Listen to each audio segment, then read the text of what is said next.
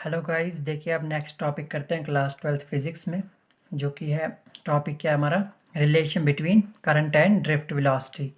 हम देखेंगे कि जो करंट और ड्रिफ्ट वेलोसिटी है इसमें रिलेशन क्या आएगा हमें। तो देखिए पहले मैं आपको एक कंडक्टर मतलब बना के देता हूँ थोड़ा। ये मान लेते हैं कंडक्टर है हमारे पास, कोई भी वायर मान लो, से मान लेते हैं हमारे पास एक वायर है या कंडक्टर कोई भी। तो देखिए इसमें क्या होगा, इसके साथ एक बैटरी कनेक्ट कर देते हैं हम, बैटरी, ताकि इसमें करंट फ्लो करा सके हम। मान ये नेगेटिव टर्मिनल है, थोड़ा सा मोटा होता है ये, और ये पॉजिटिव, तो ये पॉजिटिव नेगेटिव। तो करंट कैसे फ्लो होगी इसमें, इस डायरेक्शन में।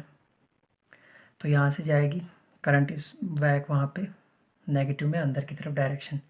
अब देखिए जो ड्रिफ्ट वेलोसिटी होगी इसमें वो क्या होगी हमारे पास, वी डी, और वो उसकी डायरेक्शन क्या होगी, रिवर्स में। हमने भी ड्रिफ्ट वेलोसिटी में पढ़ा था कि जो इलेक्ट्रॉन्स की डायरेक्शन होती है वो उल्टी होती है।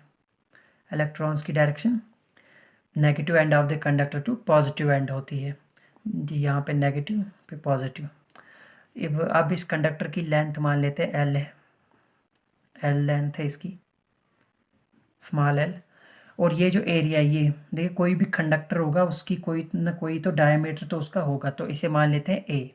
इसे क्या मान लेते हैं हम, ए, एरिया ऑफ क्रॉस सेक्शन, इसे हम बोलते हैं एरिया ऑफ क्रॉस सेक्शन। तो अब देखिए यही ऊपर हमने लिखा है, देखिए कंसाइडर करते हैं conductor, consider conductor of length L, conductor consider किया जिसकी लेंथ है L, and uniform area of cross section A, और क्रॉस सेक्शन एरिया क्या है ए, ये भी ए है और ये भी। The volume of the conductor is, इस टाइम पे देखिए वॉल्यूम क्या है कंडक्टर की, वॉल्यूम होती है कंडक्टर की लेंथ इंटू में एरिया ऑफ क्रॉस सेक्शन, तो हो जाएगी एल इंटू में ए। इफ़ अगर हम मानते हैं n be the number of electrons per unit volume, हम अगर मानते हैं इसमें कितने इलेक्ट्रॉन्स है, एन इलेक्ट्रॉन्स है पर यूनिट वॉल्यूम में, तो यहाँ पे क्या होगा, then the total number of electrons in conductor is, तो फिर टोटल नंबर ऑफ इलेक्ट्रॉन्स कितने होंगे कंडक्टर में, देखिए एल ए इसकी क्या है, इसका वॉल्यूम है, और एन इलेक्ट्रॉन्स है हमारे पास, तो एन इंटू में एल ए या ए एल, एक ही बात है, एन ए एल हमारे पास अभी तक आया।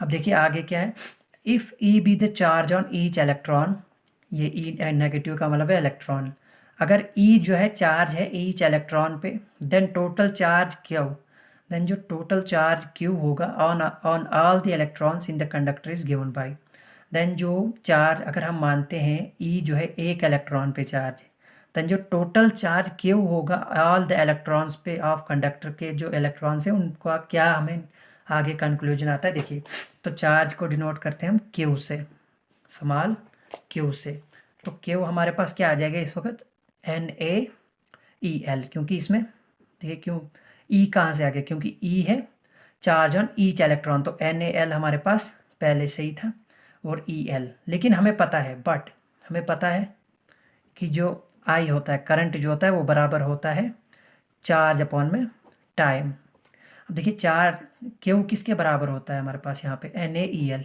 तो क्यू की जगह पे ये पुट कर देंगे ये वैल्यू, तो आ जाएगा हमारे पास आई, हमारे पास आ जाएगा n A e l upon में टी।